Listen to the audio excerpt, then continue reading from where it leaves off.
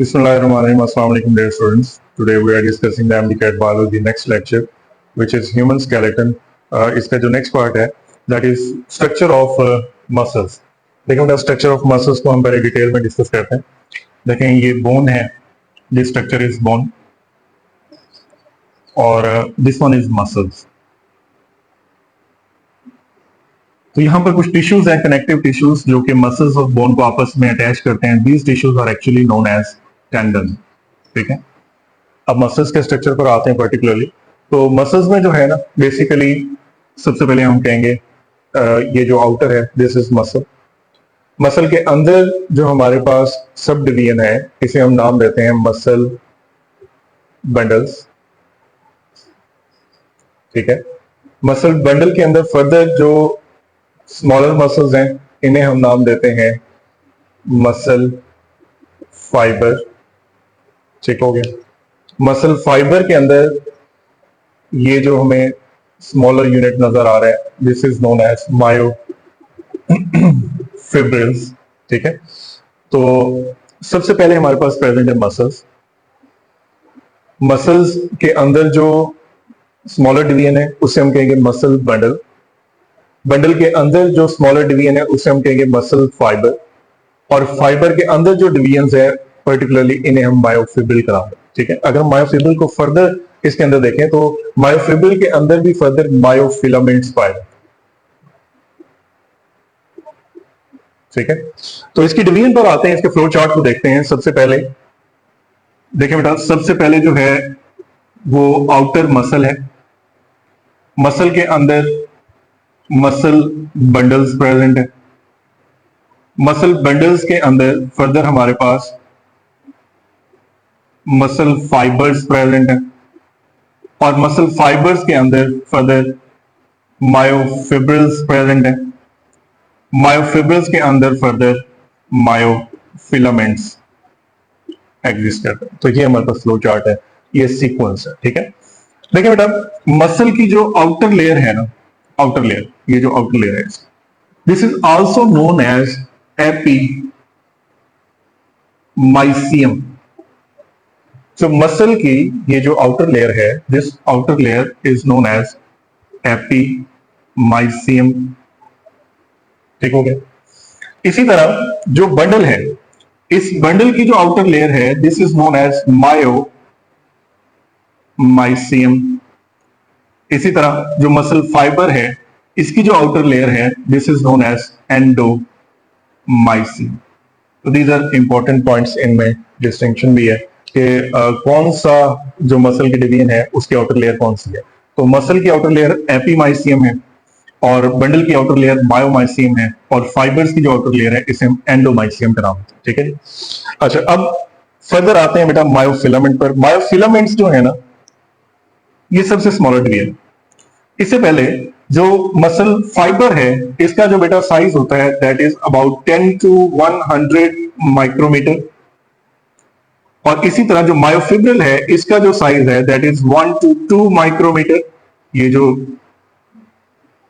इसके साइज हैं, these are very important. ठीक, मसल फाइबर्स जो हैं ये 1 to 100 माइक्रोमीटर हैं, जो मायोफिब्रिल्स हैं ये 1 to 2 माइक्रोमीटर. इसी तरह मायोफिलामेंट्स में आते हैं. There are the two type of myofilaments.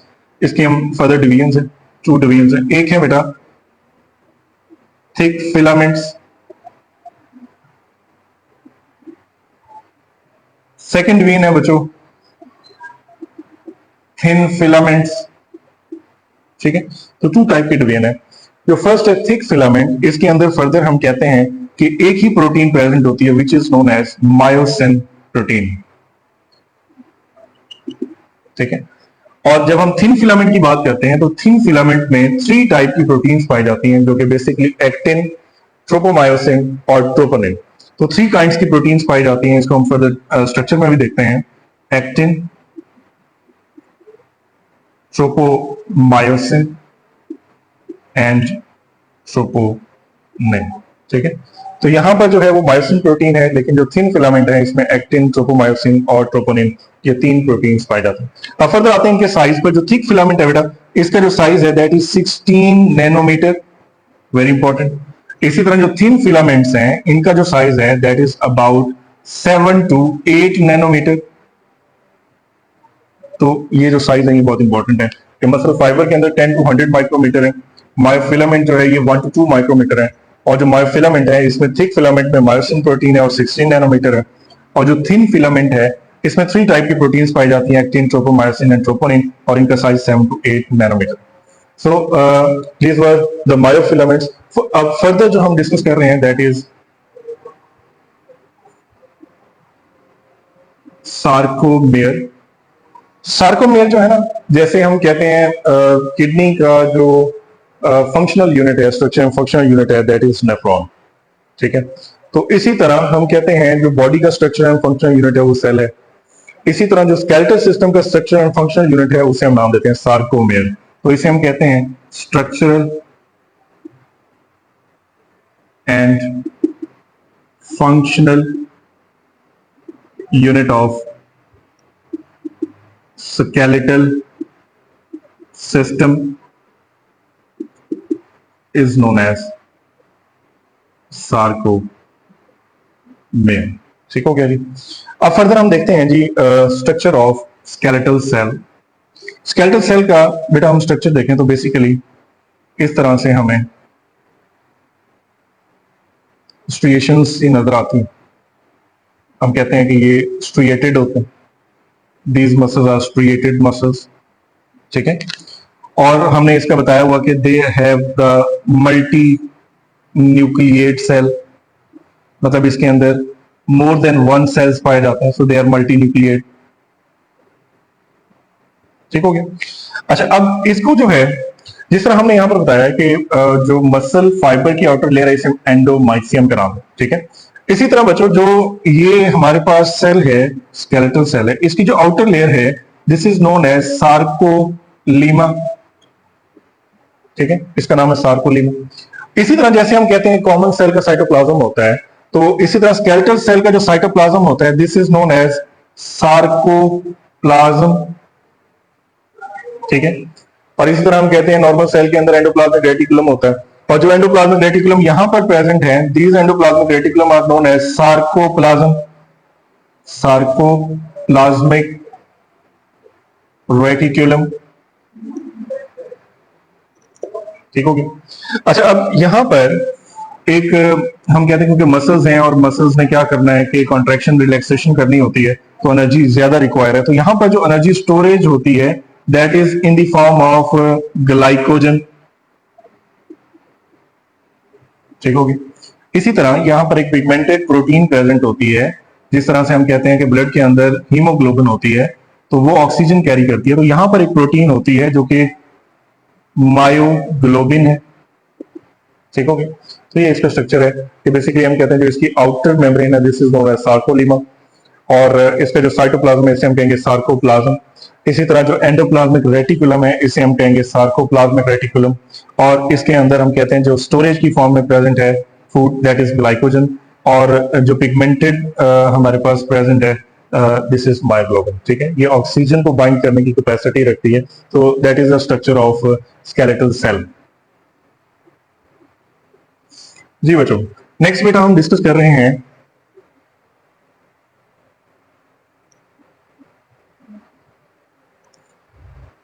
Sliding filament model.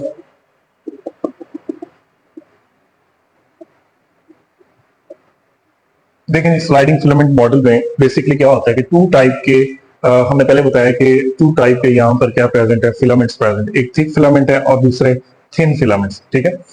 तो यहां पर क्या होता है कि थिक फिलामेंट्स बिल्कुल सेंटर में प्रेजेंट है, ठीक है, और जो थिन फिलामेंट्स हैं वो इस तरह से प्रेजेंट है, ठीक हो गया।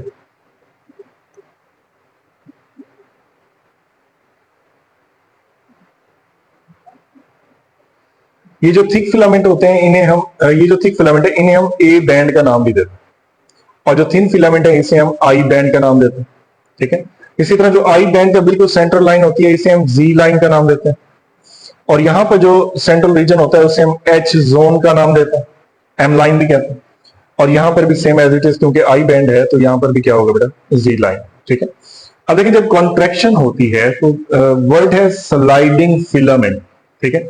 स्लाइडिंग फिलामेंट का मतलब क्या है कि ये थिक फिलामेंट है और इसके ऊपर ये जो थिन फिलामेंट है ये स्लाइड करेगी। स्लाइड से मतलब क्या है कि ये इधर से इस तरफ मूव करेगी, ये थिन फिलामेंट इधर से इस तरफ मूव करेगी, और जो स्ट्रक्चर बनेगा वो इस तरह से बनेगा।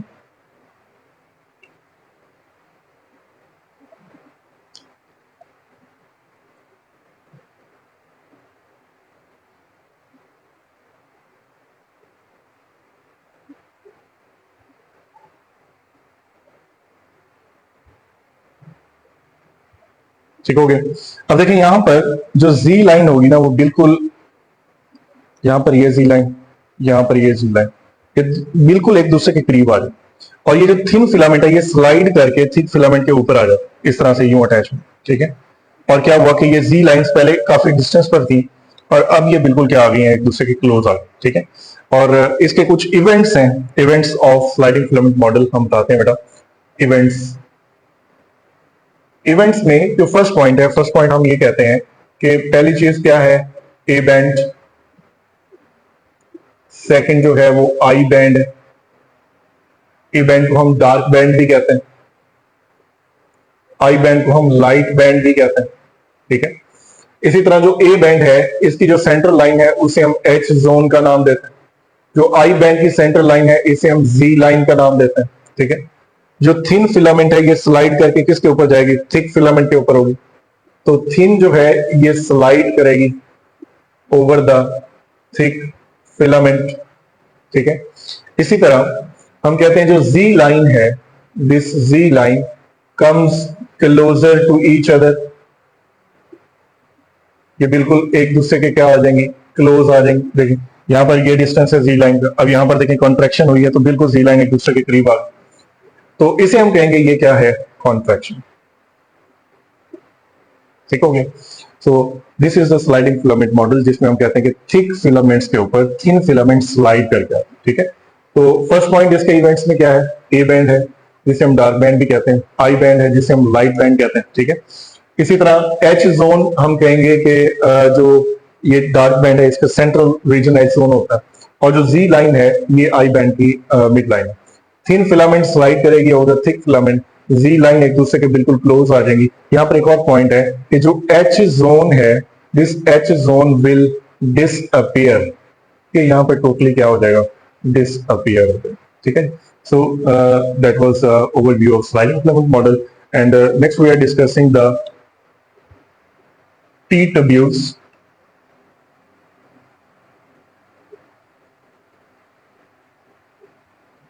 T-tubules and mechanism of cross bridge formation.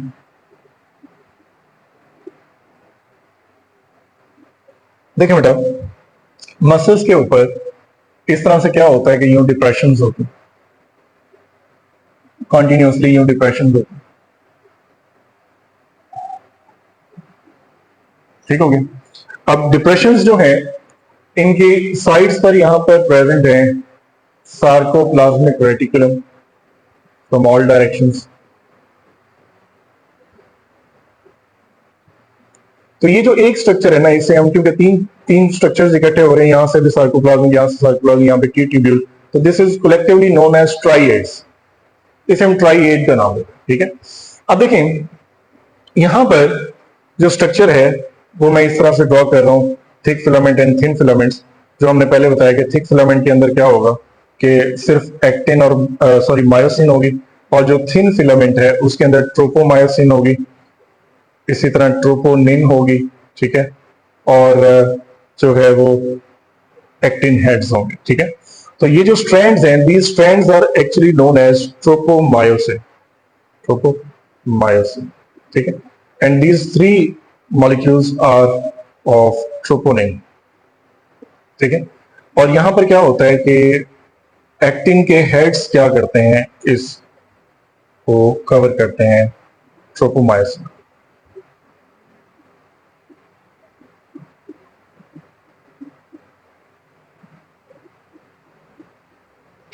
अब देखिए बेटा, यहां पर प्रेजेंट होता है थिक फिलामेंट का मायोसिन। मायोसिन के स्ट्रक्चर में दो चीजें होती हैं, एक होता है हेड एंड सेकंड इसकी टेल पर। ठीक हो गया। अच्छा, अब मैकेनिज्म ये है कि सबसे पहले यहां पर क्या होता है कि न्यूरोमस्कुलर जंक्शन होता है, ठीक है। सबसे पहले जो नर्व इंपल्स है वो यहां पर न्यूरोमस्कुलर जंक्शन में आएगी, ठीक है। अब न्यूरोमस्कुलर जंक्शन से जो इंपल्स है वो मूव करेगी इनटू द टी ट्यूब्यूल। अब टी ट्यूब्यूल में आएगी और दोनों साइड पे जो सार्कोप्लाज्मिक रेटिकुलम है उसके अंदर इंपल्स मूव करे, ठीक है। अब जो सार्कोप्लाज्मिक रेटिकुलम है, these are the storage sites of calcium ions, ठीक है। इसके अंदर कैल्शियम आयंस स्टोर्ड होता है। जैसे ही इंपल्स आती है तो इसके गेट्स ओपन हो जाते हैं। जब गेट्स ओपन होते हैं तो इसके अंदर से जो कैल्शियम आयंस है वो मूव करना शुरू करते हैं बाहर, ठीक है। अब ये कैल्शियम आयंस मूव करके आते हैं और यहां पर आकर ट्रोपोनिन के मॉलिक्यूल के साथ आकर अटैच होते हैं, ठीक हो गया। सबसे पहले न्यूरोमस्कुलर जंक्शन से इंपल्स है, इंपल्स टी ट्यूब्यूल के पास गए, टी ट्यूब्यूल से सार्कोप्लाज्मिक रेटिकुलम, इसके गेट्स ओपन हुए, कैल्शियम यहां से बाहर मूव किया और यहां पर आकर ट्रोपोनिन के साथ अटैच हो गया। जैसे ये ट्रोपोनिन के साथ अटैच होता है ना, तो ट्रोपोनिन क्या करता है कि इस ट्रोपोमायोसिन स्ट्रैंड को क्या करता है, स्लाइटली मूव करता है। अब ये जो एक्टिन हेड होते हैं, ये एक्टिन हेड पहले अंदर की तरफ हाइड हुए होते हैं। जैसे ही कैल्शियम आयन बाइंड करता है, ये ट्रोपोमायोसिन स्लाइटली स्ट्रेट होता है, स्लाइटली मूव करता है और ये जो एक्टिन हेड है ये बाहर को एक्सपोज हो जाता है, ठीक है। पहले ये इनवर्ड हाइड होते हैं, बाद में ये बाहर को एक्सपोज हो जाते हैं। अब देखिए ये बाहर को एक्सपोज हो गए। जैसे ही ये हेड बाहर को एक्सपोज होते हैं तो ये जो मायोसिन है, ये मायोसिन के हेड्स यहां पर आकर इस एक्टिन के हेड के साथ इस तरह से अटैच हुए, ठीक है। अब ये जो अटैचमेंट हुई है, this attachment is by ATP, ठीक है। अब ये दोनों हेड्स आपस में अटैच है।